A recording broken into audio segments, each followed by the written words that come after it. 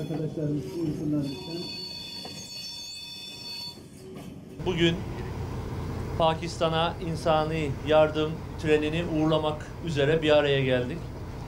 Malumunuz Haziran ayının 14'ünden itibaren muson yağmurları, yoğun şekilde yağan muson yağmurları nedeniyle dost ve kardeş ülke Pakistan'da çok büyük sel afetleri meydana geldi.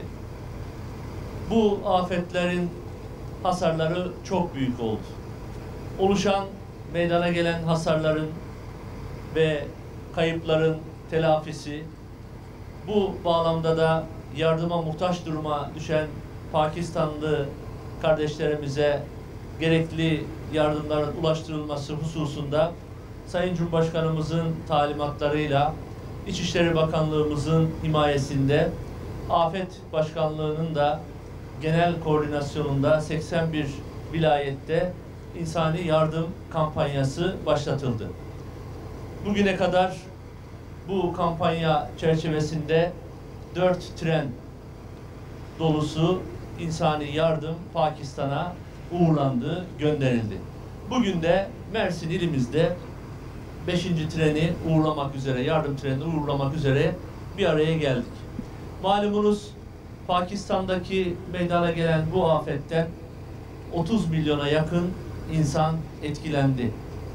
600 bin ev yıkıldı, kullanılamaz duruma geldi ve 1 milyon 300 bine yakın vatandaş da bu evlerden, bu afet bölgelerinden tahliye edilmek zorunda kaldı ve maalesef de 1500'e yakın insan canını kaybetti. Bu afetlerde can kaybı da yaşandı. Ben öncelikle hayatını kaybeden kardeşlerimize Allah'tan rahmet diliyorum. Yaralılara da acil şifalar temenni ediyorum.